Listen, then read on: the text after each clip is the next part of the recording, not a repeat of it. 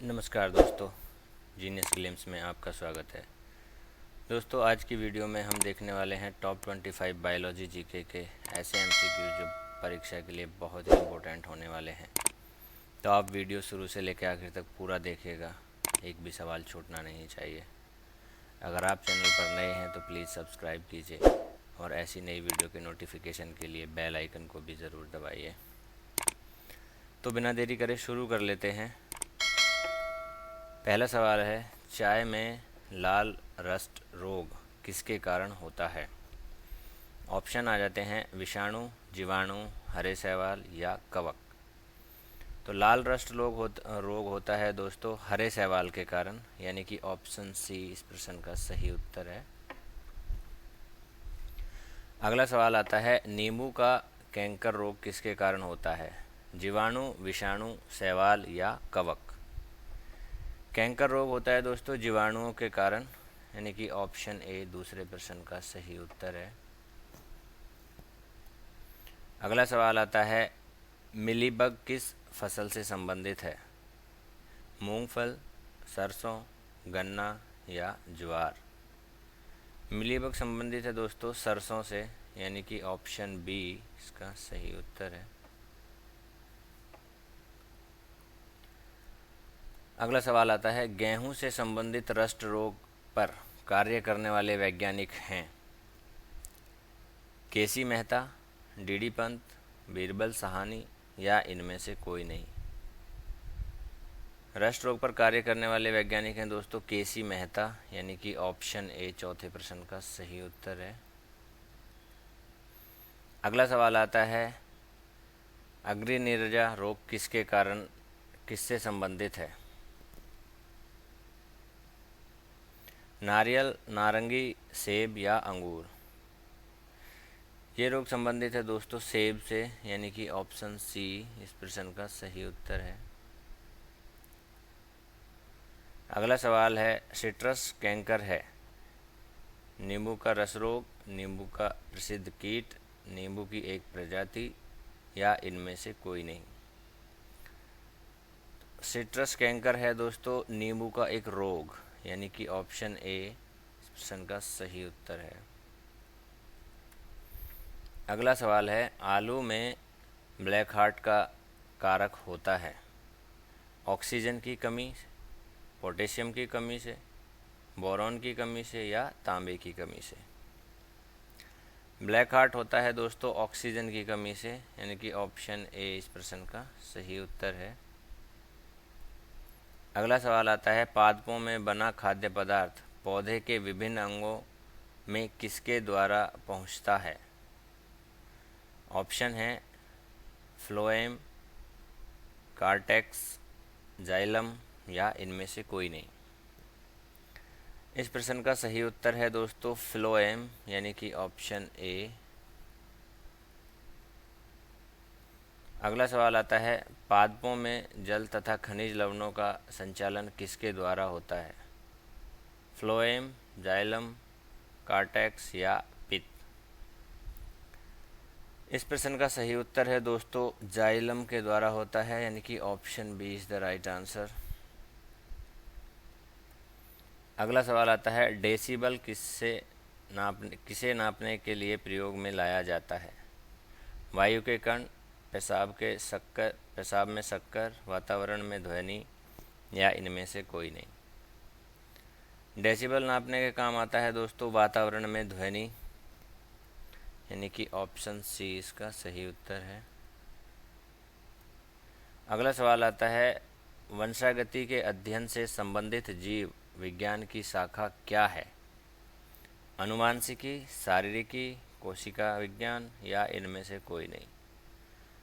तो वंशागति का अध्ययन है दोस्तों, यानी कि अनुवांशिकी, इसका सही उत्तर है ऑप्शन ए। अगला सवाल आता है, निम्नलिखित में से किसको अनुवांशिकी का पिता कहा जाता है? मेंडल, बीजमान, डार्विन, केसी मेहता। अनुवांशिकी का पिता कहा जाता है दोस्तों मेंडल को। तो इस प्रश्न का सही उत्तर है ऑप्शन ए। अगला सवाल आता है, जीन शब्द का प्रतिपादन किसने किया है? ऑप्शन है डी पंत, जोहानसन, मेंडल या डार्विन।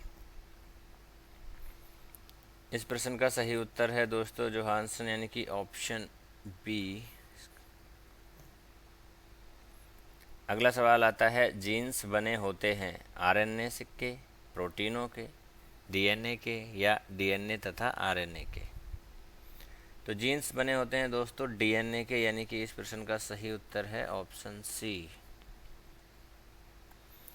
अगला सवाल आता है, प्रयोगशाला में सर्वप्रथम डीएनए का संश्लेषण किसने किया था? खुराना ने, मिलर ने, डार्विन ने या इनमें से कोई नहीं? तो सर्वप्रथम संश्लेषण किया गया था दोस्तों खुराना के द्वारा, यानी कि ऑप्शन ए इसका सही उत्तर है। अगला सवाल आता है, किसके द्वारा आनुवंशिकता के विज्ञान को आनुवंशिकी कहा गया है? वाटसन, मूलर, मेंडल या इनमें से कोई नहीं? तो ये कहा गया है दोस्तों वाटसन के द्वारा, यानी कि ऑप्शन ए इसका सही उत्तर है। अगला सवाल आता है, आनुवंशिकी उत्परिवर्तन होता है।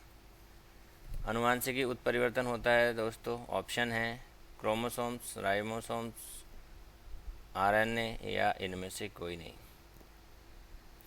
आनुवंशिक उत्परिवर्तन होता है दोस्तों क्रोमोसोम से, यानी कि ऑप्शन ए इसका सही उत्तर है। अगला सवाल आता है, सेल नाम किस जीव वैज्ञानिक ने सर्वप्रथम दिया? ऑप्शन है ब्राउन, रॉबर्ट हुक, फ्लेमिंग या इनमें से कोई नहीं?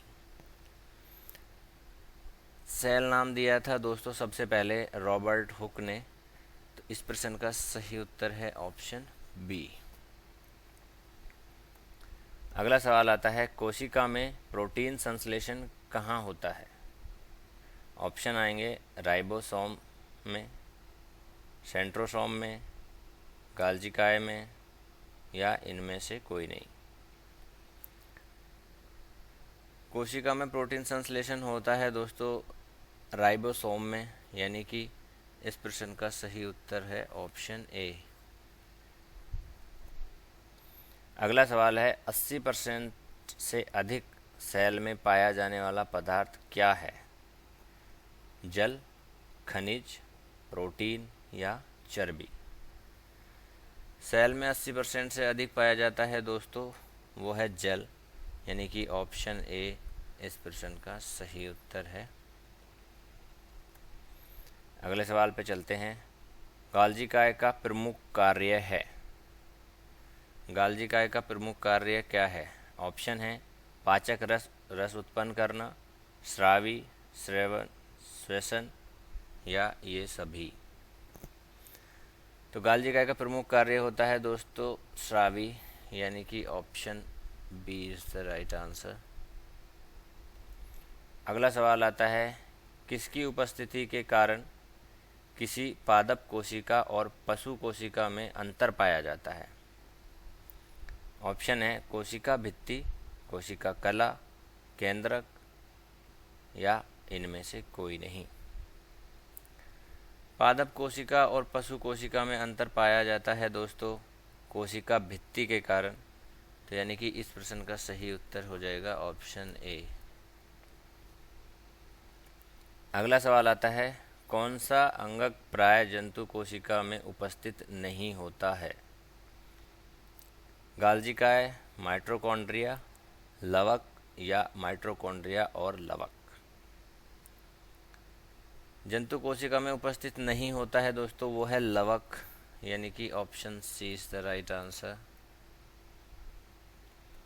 अगला सवाल आता है, निम्नलिखित में से कौन सा कोशिकांग डीएनए रखता है? ऑप्शन है गाल्जिकाय, माइटोकॉन्ड्रिया, लाइसोसोम या सेंट्रियोल? डीएनए रखता है दोस्तों माइटोकॉन्ड्रिया, यानी कि option B is the right answer.